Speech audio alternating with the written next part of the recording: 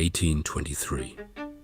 A fur trapping party works its way up the Grand River in what is now South Dakota.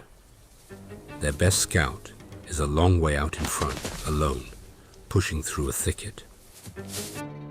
And 3 meters away stands a grizzly sow with 2 cubs. He never gets the rifle up. 600 pounds of animal that has decided he's a threat to her young. What happens next lasts seconds.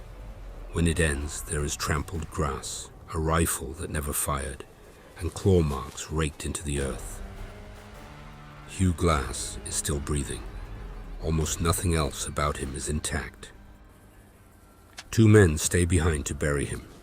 Instead, they take his rifle, his knife, his flint, and walk away. 300 miles to the nearest fort. You know what happens next. He survives. He crawls the whole way. But nobody asks the real question. Why did he live? The answer is 4 years the legend never mentions. When you picture Hugh Glass, you picture this: a legendary mountain man, born to the wild. None of it is true. He was born in Pennsylvania around 1783. Not a hunter, a sailor. Off the Gulf Coast, his ship was taken by the pirates of Jean Lafitte. Join us or go over the side. Glass joined. For roughly 2 years, he sailed under a black flag, doing work he never spoke about afterward. Then, with capture and the noose closing in, he and another man went over the rail at night and swam for shore. They came ashore in Texas, in country where the sailors said the Karankawa ate their captives. So they turned north and walked inland, hundreds of miles, straight into the plains. And on those plains they were captured again, this time by the Pawnee. His companion was killed in front of him. Glass understood he was next, so he reached into his pocket. Vermilion, red pigment taken off the pirate ship. Sacred color, war paint. The chief studied it and spared him. The Pawnee did not make him a slave. They made him one of them. To a white man, these plains were a death sentence. Endless, empty, unreadable.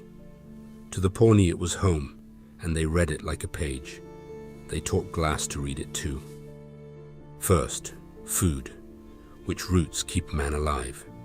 What a stranger walks past starving? A Pawnee ate for supper. And which plants kill? One means strength. The other means a death nobody could explain. Then direction. How to find your way with no compass. By the stars, by the land, by the rivers. How to find water under dry ground where there is none to see. And the rule, underneath everything, water runs to people. Remember that one. Then fire. How to pull it out of nothing but your own 2 hands.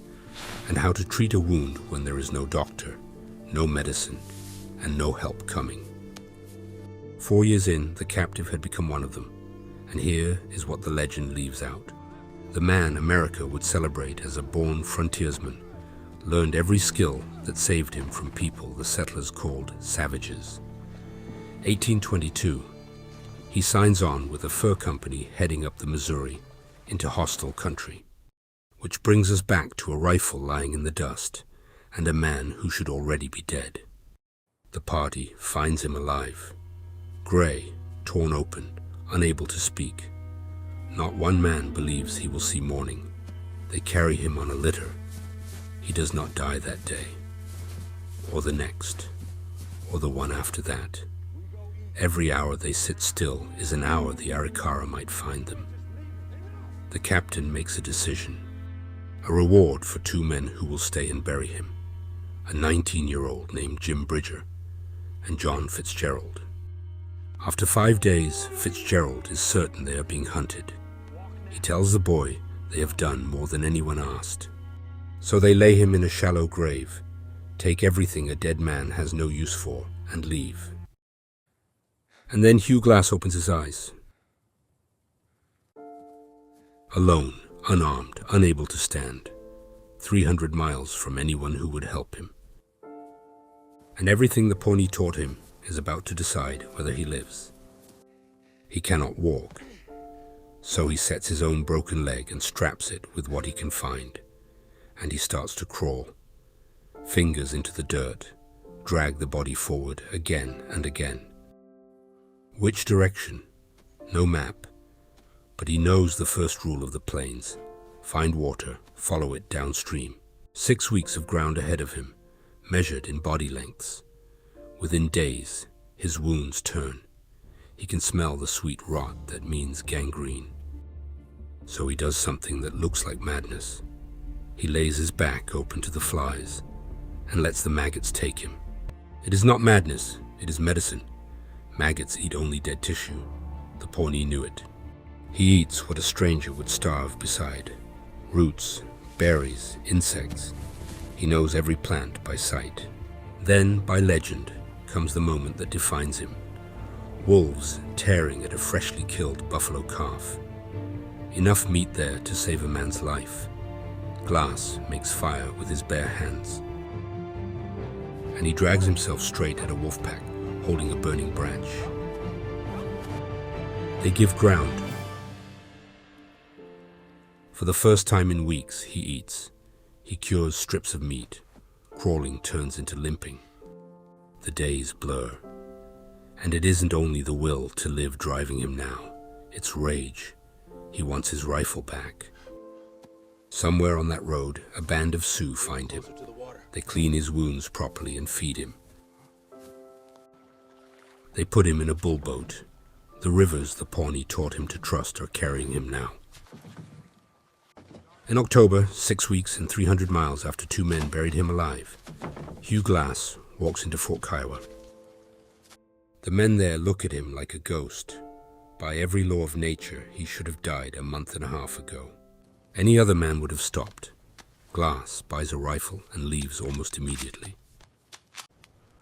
He finds Bridger first at a fort on the Yellowstone. He raises the rifle, and then he stops. What is standing in front of him is a boy, talked into it by an older man. His finger comes off the trigger. Glass lowers the rifle. He crossed the continent on his elbows for this shot, and he does not take it. Fitzgerald is different, but by the time Glass runs him down, Fitzgerald has enlisted in the United States Army. Killing a soldier means the noose gets back exactly one thing, his stolen rifle. The legend says he survived on willpower, but every man who dies out there wants to live. He survived because he knew what to do, and everything he knew, he learned from the people he was taught to call enemies. 10 years later, on the frozen Yellowstone, Hugh Glass was killed by Arikara warriors. The wilderness that spared him so many times finally took what it was owed. We remember him as the man who beat a bear. It is truer to say he lived because he once learned to listen to a land that wanted him dead. Knowledge outlasted rage, and it outlasted teeth. If stories about unbreakable people belong on your screen, subscribe.